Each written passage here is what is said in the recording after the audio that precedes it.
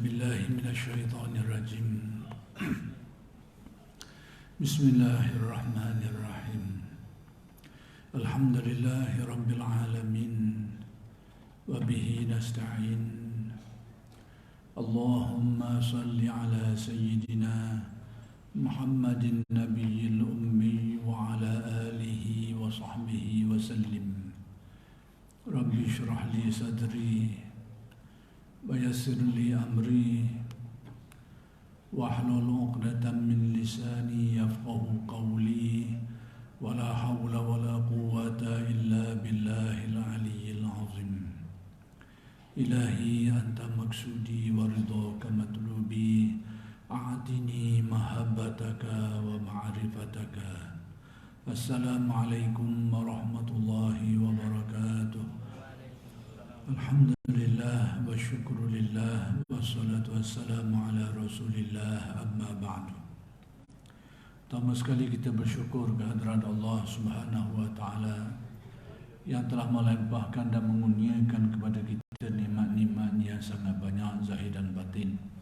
Mudah-mudahan segala nikmat itu sentiasa dikurniakan kepada kita dan dijadikan kita orang-orang yang mensyukuri nikmat. Dan mudah-mudahan dengan berkat syukur Allah Subhanahu wa taala menambahkan lagi kepada kita nikmat-nikmat yang lain. Dan insya-Allah pada malam ini akan diteruskan lagi pengajian kitab Sairul Salikin karya Syekh Abdul Samad Al-Palembani rahmatullah alaih. Muka surat 205. Wasaniyatu wal ishrun. Betul eh?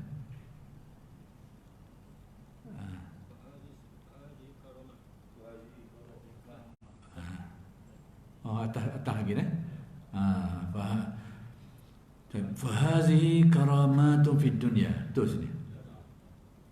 Wa amma allati fil uqbah fal ihda wal 20 an yuhawwina Allah ta'ala awalan sakaratil maut. Wa hiya allati wajilat qulubul anbiya salawatullah wa salamu alaihim hatta yas'alullah ta'ala an yuhawwinaha alaihim atau hatta yus'alallahu ta'ala an yuhawwinaha alaihim. Kalau kita nak pakai yus'ala, kalau nak pakai yas'alunallah pun boleh. Tapi oleh kerana kitab saya ni dia tulis begini, saya baca hatta yus'alallahu ta'ala an yuhawwinaha alaihim. حتى أن منهم من يكون الموت عنده مثل شربة الزلال للظمآن. قال الله تعالى وتتوفاهم الملائكة طيبين. Artinya, maka inilah maka yang 20 yang tersebut dahulu itu, yang sudah disebut sebelum ni 20 keramat-keramat, kekeramatan zahir ataupun kekeramatan di dunia, yaitu keramat orang yang menjalani akan jalan tarekat ahli sufi, yakni kekeramatan atau keramat yang telah kurnia kepada orang-orang yang menghayati perjalanan tasawuf lah. 20 yang sudah disebut sebelum ini, yakni kekeramatan di dunia, yang di dalam dunia. Dan ada pun keramatnya yang di dalam akhirat. Jadi sekarang Tok Syekh nak menyebut keramat di akhirat. Ada pun keramatnya yang di dalam akhirat itu, maka iaitu yang 21, yang ke-21 lah. Sebut 40 semua, 20 di dunia, 20 di akhirat. Jadi disambung dengan yang angka yang 21, yaitu yang 21 bahawa dimudahkan Allah Ta'ala pertama akan sakarat al-maut. Antaranya Allah Ta'ala permudahkan sakit ketika nak mati. Allah Ta'ala permudahkan. Nabi beritahu sakitnya mati semacam dipancung dengan pedang yang tajam, dengan pacungan yang banyak kali. Nabi nak beritahu keadaan. Tapi kenyataannya itu Nabi nak beritahu kepada umatnya secara umum bahawa sakit menghadapi kematian ni. Tetapi kenyataannya ada di kalangan hamba-hamba Allah Ta'ala ni yang diberikan kemuliaan sehingga dipermudahkan kematian itu. Bahkan ada setengahnya itu diberi alamat untuk menghadapi kematian. Diberi alamat dalam bentuk kasyaf ke atau sebagainya. Sehingga setengah tu semacam tahu waktu kematian. Saya tak kata dia tahu. Dia diberitahu. Jadi seolah macam dia tahulah. Diberi sama ada diberitahu dengan jalan kasyaf ke atau macam-macam cara lagi lah. Jadi ada orang cuba dari nak terima kenyataan yang dinyatakan dalam setengah kitab ahli tasawuf tu, sehingga ada di antara mereka ni yang tahu waktu mereka mati ni. Jadi dia kata kematian ni adalah merupakan rahsia Allah. Memang betul lah, rahsia Allah Ta'ala. Tak ada orang tahu secara hakiki. Kalau sebenarnya tak ada orang tahu. Bahkan disebut dalam Al-Quran bahawa seseorang tu tak tahu di mana dan bila tepat dia, di mana dan bila dia akan mati.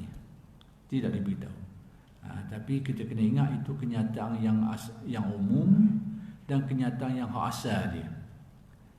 Maka sudah tentulah ada tafsiran dan huraian dia. Maka kenyataannya ada di antara hamba-hamba Allah yang diberitahu. Sama juga tak ada orang tahu perkara gaib. Itu hak asli, hak asal dia. Tidak ada orang tahu. Secara umum, itu kenyataan umum dan itulah yang asal dia.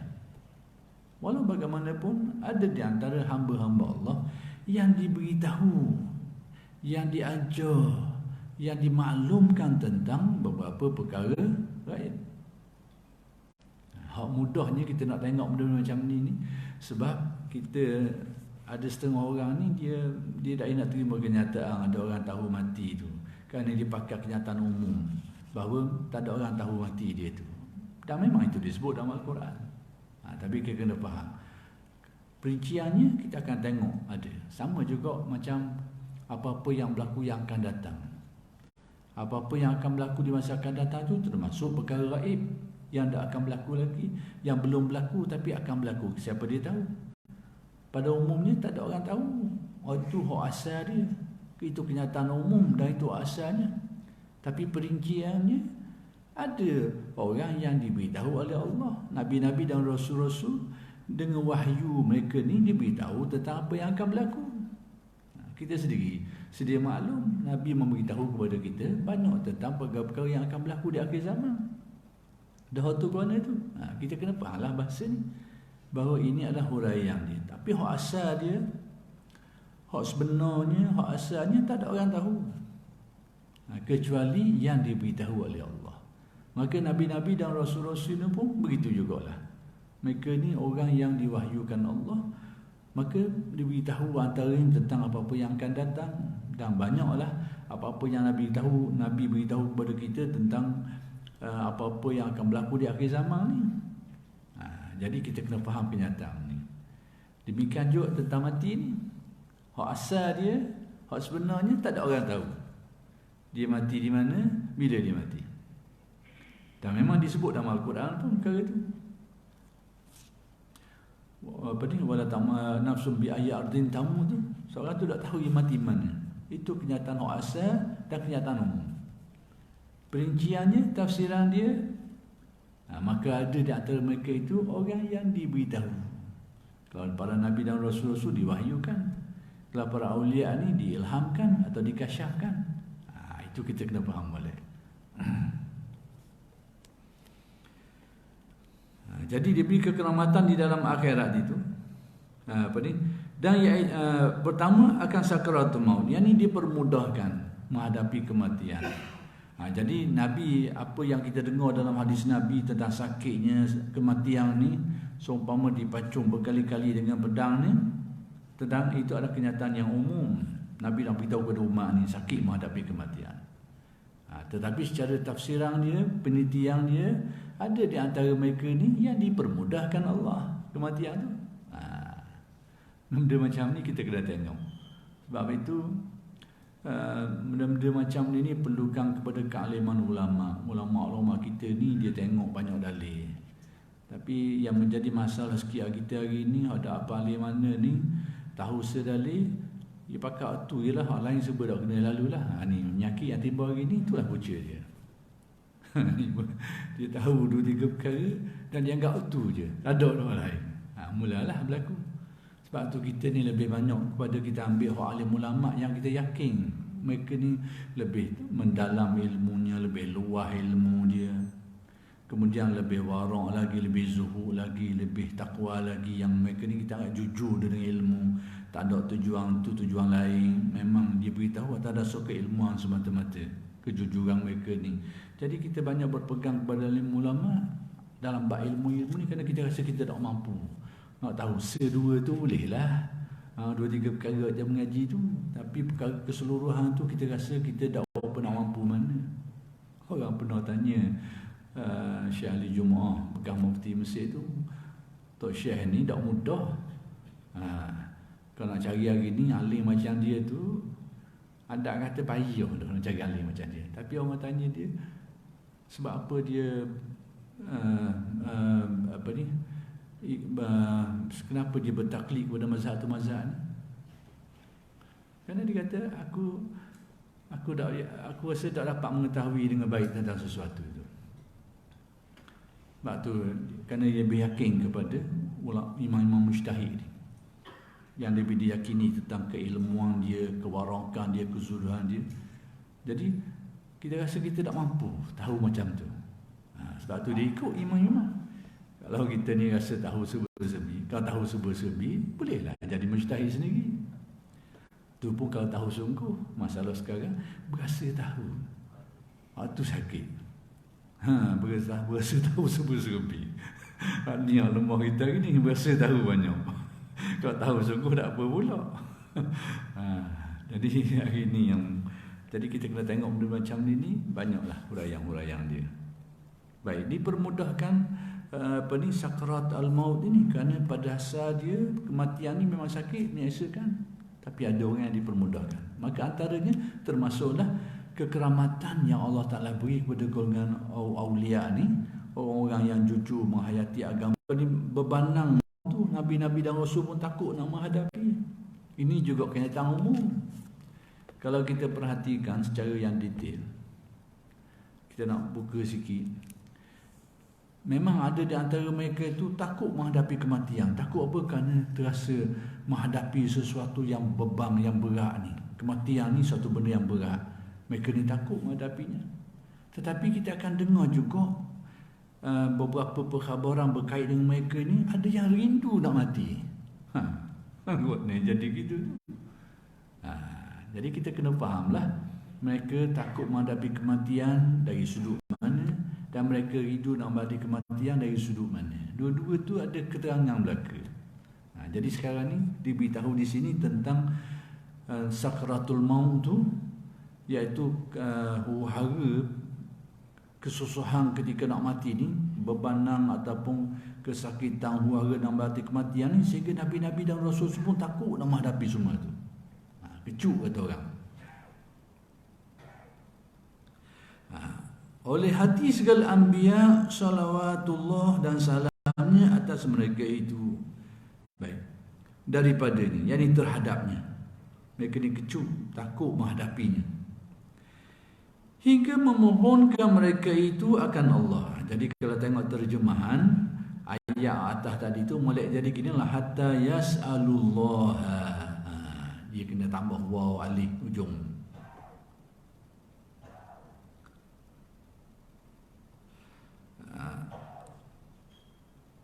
Jadi sehingga memohon mereka itu akan Allah Ta'ala,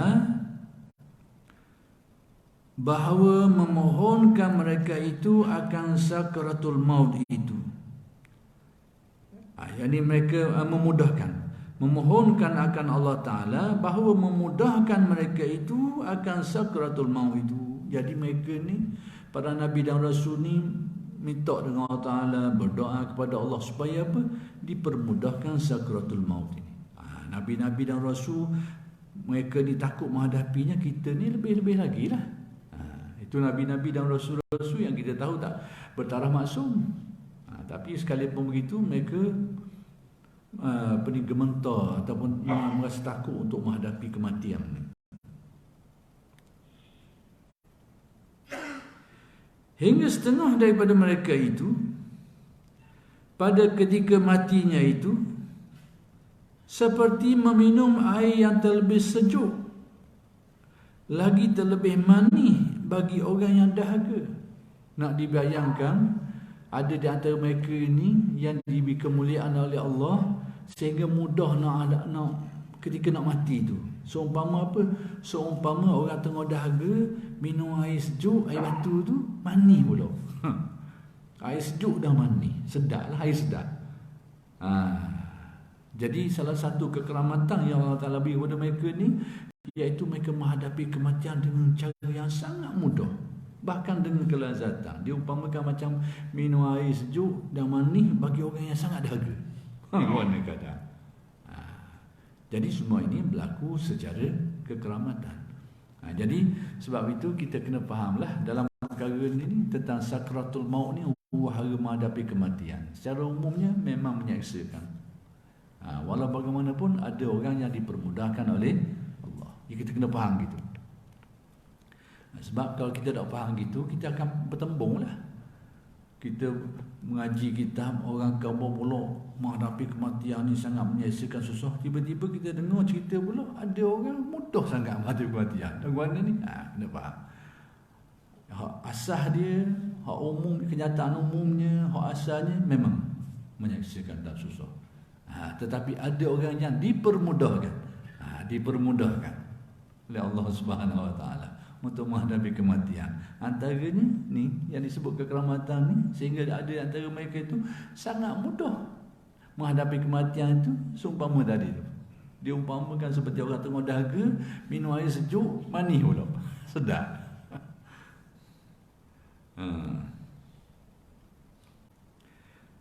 Bagi orang yang dahaga.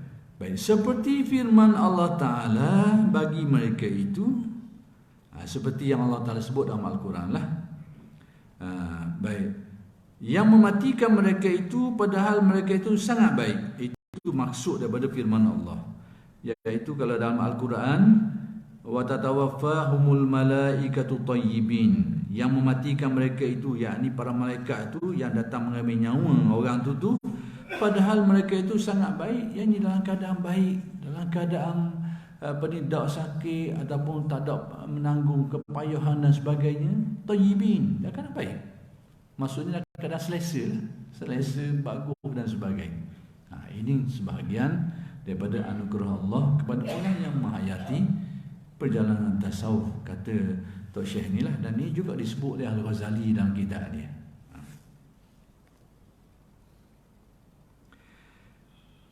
Jadi macam saya sebut tadi, bahkan ada di antara mereka ni yang dimaklumkan, sama ada diberi alamat atau dikasyafkan tentang kematian.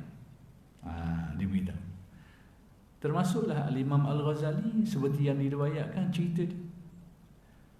Hujjatul Islam Al-Ghazali ni, yang merupakan pengarang asal Lubab Ihya ni, yang diterjemah dan disyarah oleh Syahrul Samad jadi kitab Sayyidul Salikin ni, pengarang asal hak asal Arab tu, ringkasan Ihya tu, Imam Ghazali.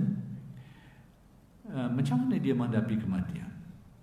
Dalam keadaan sekeluk, kan dia sakit. Imam Ghazali ni mati muda. Dia tak mati tu, umur muda lagi, umur 55 tahun. Umur kita lah ni, baya kita. Imam Ghazali meninggal umur muda. Umur baru-baru beceng. Segol ya, secara umumnya segol lagi lah. Imam Ghazali umur dia tak panjang lah. Tak macam lain-lain 60-70 tahun, dia 55 tahun dia. Kerana dia lahir 450, meninggal 505 Hijriah. Tahun Hijriah tu 55 tahun. Kalau tahun atau tahun Hijriah lah, sekitar 55 tahun. Jadi macam mana dia menghadapi kematian? Imam Ghazali ni masa pagi tu sembahyang subuh, dia suruh orang sediakan kain kapang ke dia. Dia suruh. Pelik. Kita tak berani suruh orang sediakan kapang. Gitu. Kau boleh kain kapang pun kau boleh jangan ada depan. Ataupun teringat kain kapang. Ingat kain kapang jadi lain macam. Tapi Ahmad Ghazali suruh sediakan kain kapang dia. Dia yang suruh sediakan. Lepas dia solat subuh, dia belunjuk kaki. Dan apa yang dia kata? Sam'an wa ta'atan lidukhuli 'alal malikil jabbar. Aku dengar dan aku patuh untuk menghadap Allah yang Maha Agung. Mati lalu. Habis. Tu tadi. Bila disuruh sediakan kapal tu, kita fahamlah maksudnya dia. Dia diberi, menurut faham kita, dia diberi alamat ataupun dikasyafkan atau sebagainya lah. Wallahu a'lam. Cerita macam ni, kisah macam ni bukan berlaku pada dia seorang. Banyak berlaku pada alim ulama lain lagi. Termasuk juga kalau kita baca sejarah Sultan Muhammad Al-Fatih tu, dia ada guru sufi dia tu. Guru sufi dia ni ada di antara mereka mati pesen ni lah. Ada mati dalam sujud. Dan cerita-cerita yang memahamkan kita bahawa seolahnya dia ni sudah dimaklumkan macam dia ni diberi alamat untuk kematian tu. Kita dengar cerita, saya ingat masa kita mengaji dulu ada guru kita duk cerita. Tapi kita tak ingat orang tu lah. Tapi berlaku sekitar-sekitar sini je, sekitar Semarang Rakit ni je. Tapi kita tak ingat. Orang kira orang soleh dahulu lah. Jadi dia pernah panggil khabar orang. Dia khabar hari-hari ni mari lah. Mari rumah aku dipanggil macam dipanggil ni. Dia khabar ramai dengar cerita, dia khabar pada sejumlah orang yang agak ramai jugalah. Mari hari ni mak aku ni hari ni. Orang pakat mari lah. Tapi dia mati pada hari tu. Jadi orang mari ziarah kubur dia. Arwah guru saya pun ada cerita-cerita macam ni. Saya sempat jumpa dia sebelum Ramadan tahun 2011. Saya pergi, terjumpa kerana kita nak merasmikan surah kita tu. Ambil surat daripada dia. Lepas tu bulan Ramadan.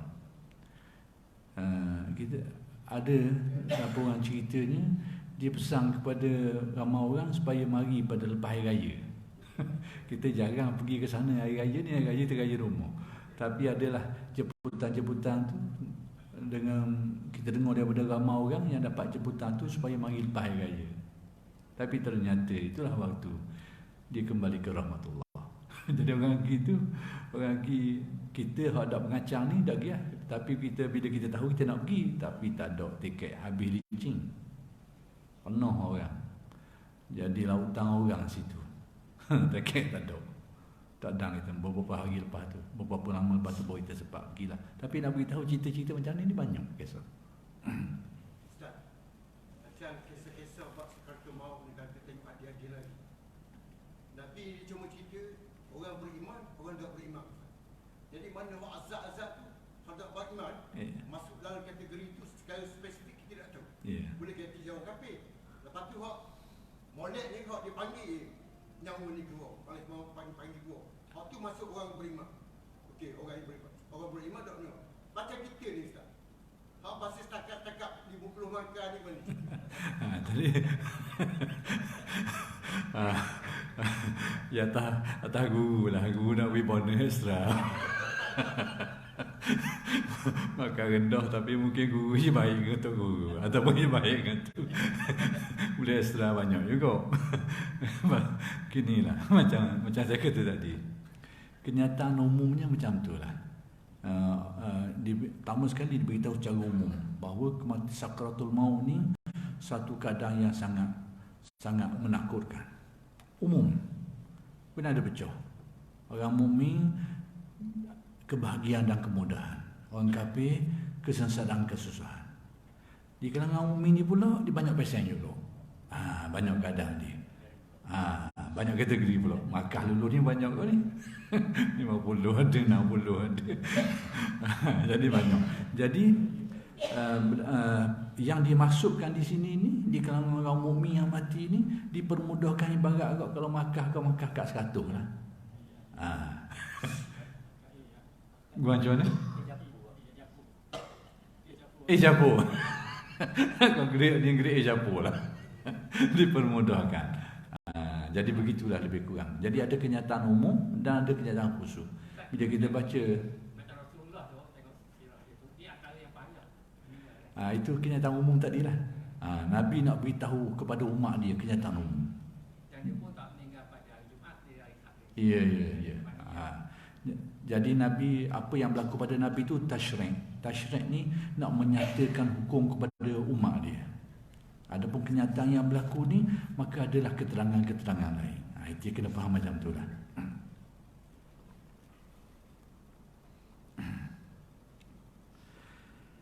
Baik. Wasaniyatu wal 'ishrun. At-tasabbutu 'ala al-ma'rifati wal imani. Wa huwa alladhi minhu kullul khawfi wal fazani. Wa 'alayhi kullul bukai wal jazai. Qala 'azza min qailin yusabbitu Allahu alladhina amanu bil qawli sabit. Artinya, keramat yang 22, yang ke-22 antara kekeramatan yang Allah Ta'ala beri kepada orang-orang yang menghayati dan mendalami tasawuf ni adalah orang yang menjalani akan jalan tarekat ahli sufi itu tetap ia atas makrifat akan Allah Ta'ala dan tetap imannya di dalam kubur. Jadi antara kekeramatan yang Allah Ta'ala beri mereka ni tetapnya makrifat, tetapnya iman. Jadi iman mereka tetap, makrifat mereka tetap, dan tetapnya makrifat dan iman ini dikira sebagai sebahagian daripada keramat. Sebab apa? Berapa banyak orang yang akhir sekali makrifat dia jadi rosak, iman dia jadi terbalik. Berapa banyak berlaku dalam sejarah manusia ni. Berlaku sama ada orang awam ke orang alim ke, iman akhir sekali dicabut, makrifat akhir sekali ditarik balik. Berapa banyak berlaku. Tapi maka sesiapa yang ditetapkan makrifatnya dan imannya itu adalah sebahagian daripada makna keramat. Dan keramat ni dah besar sekali. Hak kita nak sekali ni keramat, tetapnya makrifat dan iman. Hak lain jalan atas itu dah boleh pun tak apalah. Dah boleh tengok makan air langit pun tak apalah. Ini yang penting bahawa makrifat kita, iman kita tetap teguh. Ini yang kita nak. Tetap imannya di dalam kubur dan di dalam hari kiamat. Di dalam kubur, demikian juga di hari kiamat nanti. Di dalam hadis ada dinyatakan tentang suatu hadis ni, kalau kita dapat faham dengan baik, dia akan memahamkan kita perkara ni, iaitu laisa ala ahli la ilaha illallah wahsyatun fi kuburihim wala fi nusyurihim. Bagi ahli la ilaha illallah, maksudnya orang yang disebut sebagai ahli la ilaha illallah ni bukan saja dia beriman kepada kandungan la ilaha illallah ni, bukan saja dia faham, dia yakin dan percaya, tetapi dia dah menjadi sesuatu pegangan yang dihayati, sudah menjadi sesuatu dah menjadi makrifat diri dia dah, teguh sebati dengan diri dia dah, la ilaha illallah ni dengan segala makna dia, kefahaman dan rahsianya tu sudah menjadi sesuatu yang sebati dengan jiwa dia dah. Ahli la ilaha illallah ni, Nabi kata laisa ala ahli la ilaha illallah wahsyatun fi kuburihim wala fi nusyurihim. Dalam kubur mereka ni tak rasa gelisah dan takut, tak ada. Kenyataan umum dalam kubur ni menakutkan, memang betul lah, kenyataan umum macam tadi lah, azabnya itunya, tapi perinciannya ada azab dan nikmat. Kemudian yang nikmat pula ada nikmat begini, ada yang lebih, ada yang kurang. Maka antara yang mendapat kegembiraan dalam kubur ni ahli la ilaha illallah. Mereka ni tidak takut, wahsyah ni tak rasa gelisah, takut, bimbang, tak ada. Fi kuburihim wala fi nusyurihim. Demikian juga pada waktu mereka ni dibangkitkan daripada kubur mereka. Al-Quran menyebut manusia ni bangkit dari kubur ni macam belalang juta tu. Tubik beratah sekali, bau tuju ke satu arah. Begitulah Al-Quran membayangkan manusia tubik daripada kubur dia. Keluar dari kubur macam belalang juta tu. Jadi bagi ahli la ilaha illallah, mereka tidak akan rasa gelisah, takut dan bimbang pada waktu itu. Jadi inilah keramat yang paling penting sekali. Tujuan kita menghayati tasawuf, mempelajarinya supaya dapat inilah utama, supaya makrifat dan iman kita tu tetap teguh, yang akan insya-Allah dalam kubur tidak akan merasa gelisah dan takut. Demikian juga pada waktu dibangkitkan di akhirat. Dan iaitu yang daripadanya sekalian yang ditakuti, dan yang digentarkan atasnya itu sekalian yang ditangiskan dan yang disusahkan. Jadi yang mana dengan makrifat dan imannya itu dia akan aman lah. Dia akan aman daripada apa yang menakutkan, apa yang membimbangkan dan sebagainya, apa yang ditangisi oleh orang, apa yang menyebabkan orang menangis karenanya, menjadi susah karenanya. Tapi dengan iman, dengan makrifat ni dia akan selamat daripada semua itu. Baik, seperti firman Allah Ta'ala azza min qailin.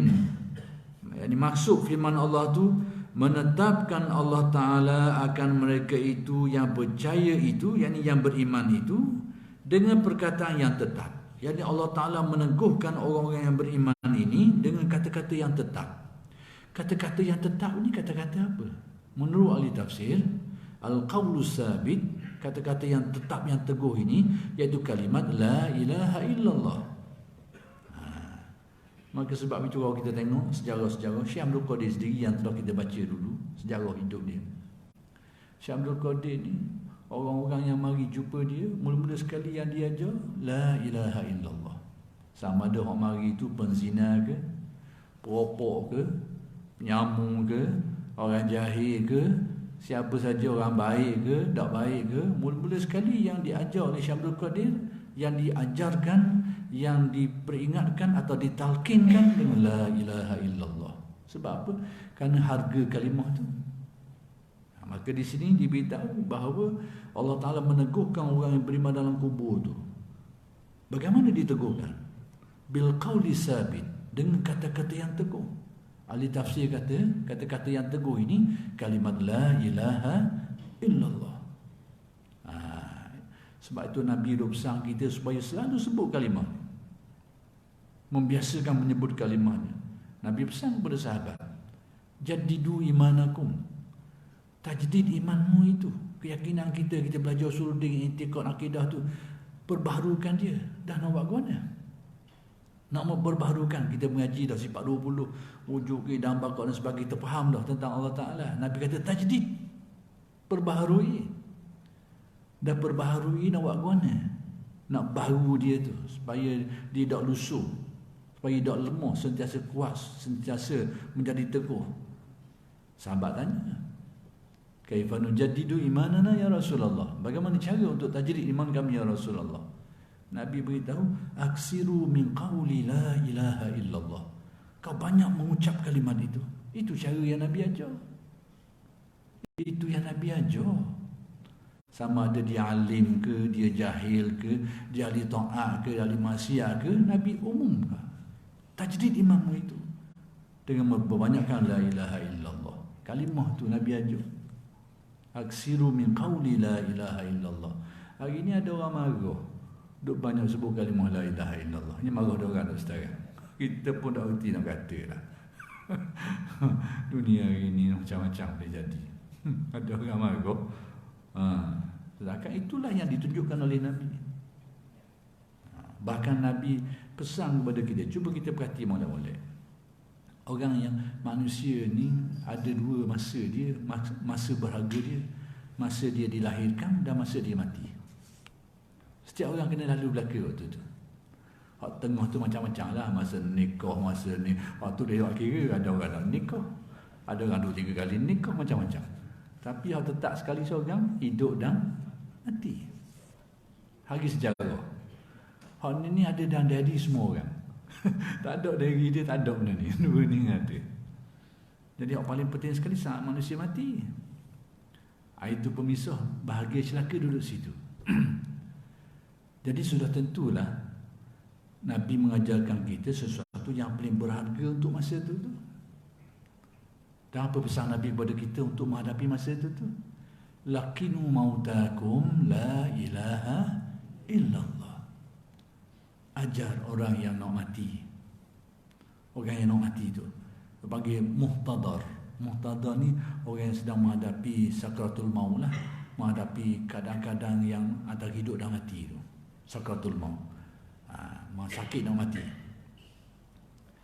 Nabi kata ajar dia. Ajar apa? La ilaha illallah. Artinya apa? Itulah waktu paling penting untuk manusia. Kalau ada lagi kalimah lain yang lebih berharga daripada kalimah ni, Nabi suruh ajar.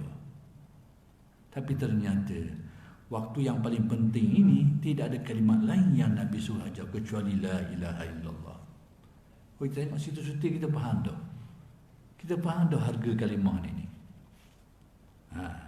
Kalau ada lagi kalimah-kalimah lain, dia lain hak yang lebih penting, Nabi ajar dah masa tu. Tapi tak ada. Itulah yang Nabi ajar. Sebab apa? Itulah yang paling penting untuk dia. Untuk orang yang menghadapi kematian. Sehingga Nabi memberi jaminan, man kana akhiru kalamihi la ilaha illallah dakhala al-jannah. Sesiapa yang di akhir kalam dia, memang dia penutup hayat dia berakhir dalam kalimah la ilaha illallah, dengan keyakinannya, dengan tauhid dan ma'rifatnya, berakhir dengan itu, dakhala al-jannah, jamin. Nabi kata jamin syurga. Orang mengaji bahasa Arab, dia akan tahulah balaghah Arab ni ada rahsia bahasa dia, balaghah dia ni. Kita kalau tidak mengaji balaghah Arab, kita kan jadi kadang-kadang tak bercerdik kita ni, jadi nak memahami bahasa dia. Kalau kita terjemah. Dakhala ni dari segi fi'il panggil fi'il madhi. Dengan makna fi'il kok past tense lah, past tense, perbuatan lepas dah. Jadi bila sebut dakhala jannah ni, kalau kita terjemah sudah masuk dalam syurga. Masuk mana dalam kubur dah masuk lagi ni. Kubur pun dah masuk lagi. Mana Nabi kata masuk syurga dah. Man kana akhiru kalamihi la ilaha illallah dakhala al-jannah ni, siapa yang di akhir kalam dia tu berakhir dengan la ilaha illallah, dalam keadaan itu, dalam keadaan keyakinan dan makrifat la ilaha illallah ni, Nabi kata dakhala al-jannah, sudah masuk dalam syurga. Nabi kata. Tapi kita nak fikir masuk mana nak masuk lagi ni, orang mandi dah lagi. Tak tenang lagi, masuk dah. Berarti orang tengok rahsia bahasa Arab, panggil balaghah dia, nak beritahu li tahaqquk al-wuqu', nak kau punya pasti. Seolah-olahnya macam masuk dah. Jamin, Nabi kata, jamin masuk syurga. Seolah mau masuk dah. Kita tak dengar lagi riwayat-riwayat lain nak beritahu pentingnya meneguhkan tauhid. Isi la ilaha illallah itu yang perlu dia teguhkan. Kita jangan pandang kalimah itu saja. Segala isi dan rahsia itulah yang perlu kita fahami dan tanam sedalam-dalamnya ke dalam kalbu. Dan itulah yang dilakukan oleh Syekh Abdul Qadir. Bila pokok mari penyang mari kul la ilaha illallah. Itu dia ajar dulu. Hak lain-lain diam. Dia ajar supaya mengenal keesaan Allah dulu, meyakini kewujudan Allah dan keesaannya dulu. Tanam yang itu dulu sedalam-dalamnya. Lepas tu barulah timbulnya pengabdian diri kita kepada Allah atas Tuhan yang kita kenali itu. Jadi kalau kita tengok riwayat lain lagi, penuh sekali Nabi bersama dengan seorang sahabat, Muaz bin Jabal. Muaz bin Jabal ni sahabat yang rapat dengan Nabi. Dia ada cerita rapat Muaz bin Jabal dengan Nabi ni. Masa Nabi nak wafat, Muaz bin Jabal tak ada, dia di Madinah. Kerana dia dihantar ke Yaman untuk mengajar orang Yaman. Tapi Muaz bin Jabal saat kematian Nabi ni, masa tu tak ada telegram tak ada, tak lagi WhatsApp ni. WhatsApp ni tak ada lagi. Jadi antara Madinah ke Yaman jauh. Tapi zaman dulu ada cara dia, bukan ada cara Allah Ta'ala sampaikan berita macam-macam. Macam-macam kalau dulu atau burung tapi ni jauh-jauh ni Madinah dengan Yaman. Mu'adz bin Jabal ni bagi gawat hati dia. Gawat hati. Lalu dibuka Al-Quran. Mata dia terpandang pada ayat yang menyebut tentang kematian. Innaka mayitun wa innahum mayitun. Kau akan mati wahai Muhammad, sebagaimana nabi-nabi dahulu juga akan mati. Demikianlah dilakukan beberapa kali, tapi isyarat yang sama. Dia bersedar-sedar hati. Dia pun balik pergi ke Madinah. Tak ada siapa, dekat-dekat siapa. Siapa berita ke dia Nabi sudah wafat dan jumpa. Tapi tahu dah apa yang Nabi sebut. Nabi pesan kepada sahabat, sampaikan salam aku ni kepada Mu'adz bin Jabal. Masya Allah. Berarti dia ada hubungan khusus antara. Baik. Apa pesan Nabi kepada Mu'adz? Banyaklah, antaranya satu ketika ni Nabi bersama Mu'adz bin Jabal ni naik kenderaan membonceng 2 orang. Kenderaan naik 2 orang. Motosikal macam motosikal naik 2 orang lah, bonceng. Nabi panggil Mu'adz. Ya Mu'adz. Bila demikian tu Mu'adz pun sahurlah panggilan Nabi, labbaika wa sa'daika. Nabi panggil lagi, ya Mu'adz. Mu'adz jawab lagi, tak kata benda-benda. 3 kali Nabi panggil. Berarti dari segi bahasanya ada hal-hal yang penting yang Nabi nak beritahu. Sikit tak? Jadi panggil 3 kali. Lepas 3 kali barulah Nabi beritahu. Apa yang Nabi beritahu? Dia kata, mafhumnya ada kata-kata yang saya takut salah sebut kalam hadis Nabi ni. Sesiapa yang bersyahadah benar daripada min qalbihi, daripada hati dia, menyatakan penyaksian la ilaha illallah Muhammadur Rasulullah, sidqan min qalbi, benda tu mari daripada kalbu dia, daripada keyakinan dia.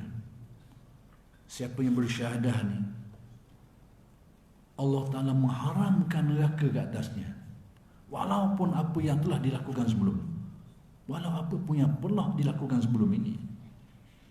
Kena faham pada ayat. Jadi Mu'adz bin Jabal menerima perkhabaran Nabi ini dengan rasa sangat berharga, sehingga dia minta izin dengan Nabi, boleh tak aku nak khabar ke orang supaya orang tahu belaka. Tapi Nabi memberi suatu pandangan yang sangat bijaksana. Nabi kata, izan yattakilun. Nanti kalau mau khabar ke orang, dibimbangi orang tersalah faham, lalu mengambil sikap yang salah ke orang. Kita buat jahat dulu, kakak mati kita bersyahadah. Mungkin ada orang pesen tu. Nabi tak larang, tapi Nabi tak suruh, kerana bimbang orang salah faham tadi. Izan yattakilun, nanti mereka mengambil sikap tawakal yang salah.